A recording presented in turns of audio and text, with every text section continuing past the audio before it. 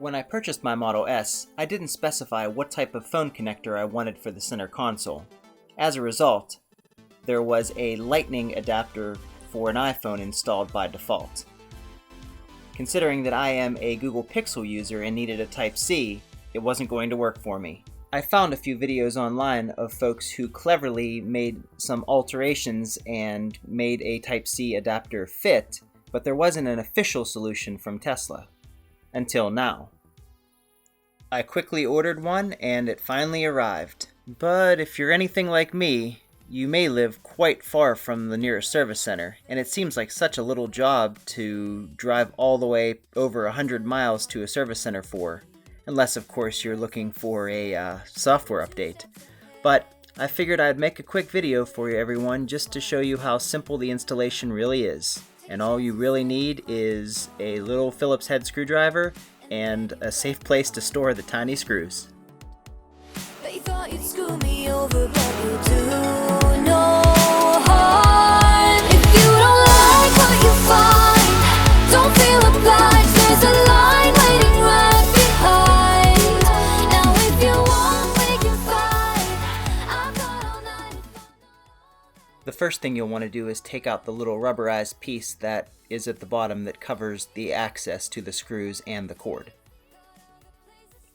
Now that you have access to the screws, they're very easy to come out and they're a little longer than I expected, but there's enough room to get your hand in there as you're unscrewing them to make sure that they don't fall down into any cracks or crevices.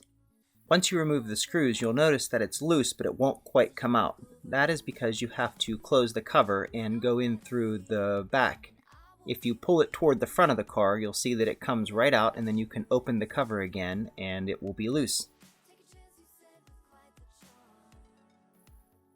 Now you can just unplug it and remove the old piece.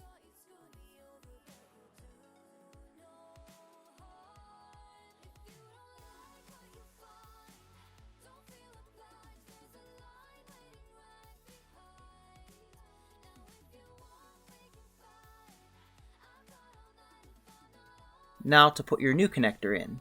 You just have to put it down and pull it back up through underneath the bar in the center console. This is the part that gave me the most trouble, and I found that it was easiest if I used my screwdriver to pry up on it just so that I could get a grip on the USB end, and then I was able to pull it right up through.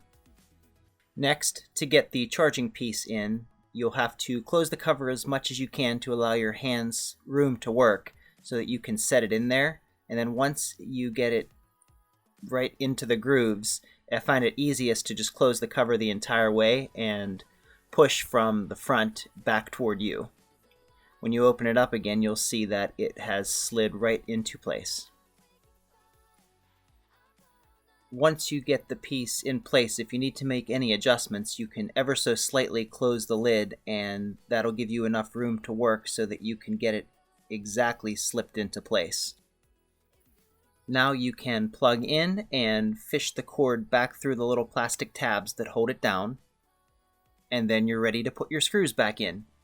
Being careful again not to drop them, you can set the screws in and tighten it down.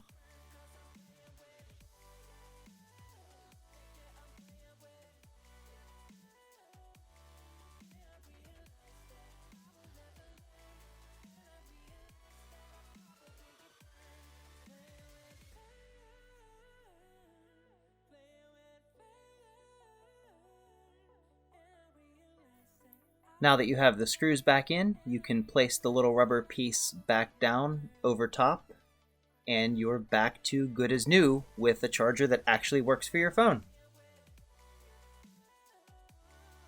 In addition to the charging hardware, there's also some plastic components that will hold your phone into place in the dock if you choose to use them. Hopefully you found this helpful. Thanks for watching.